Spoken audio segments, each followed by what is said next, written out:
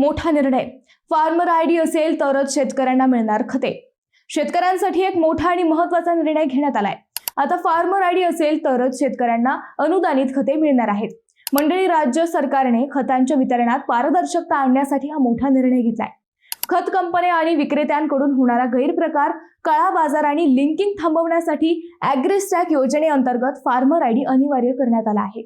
या नव्या प्रणालीमुळे प्रत्येक शेतकऱ्याची डिजिटल ओळख तयार होणार आहे. त्यामुळे एकाच व्यक्तीने वारंवार अनुदान घेणे, बनावट नोंदी किंवा मध्यस्थांमार्फत होणारी फसवणूक यावर मोठ्या प्रमाणात आळा बसणार आहे. खत खरेदी करताना हा फार्मर आयडी स्कॅन करून पडताळणी केली जाणार आहे.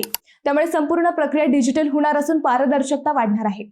मंडळी, हा निर्णय शेतकऱ्यांसाठी फायदेशीर ठरणार की नवीन अडचणी निर्माण करणार हे येणाऱ्या काळात स्पष्ट होईल. पण सध्या तरी फार्मर आयडी शिवाय खत मिळणार आहे हे निश्चित आहे. ही माहिती प्रत्येक शेतकऱ्यापर्यंत पोहोचली पाहिजे. व्हिडिओ शेअर करायला विसरू नका.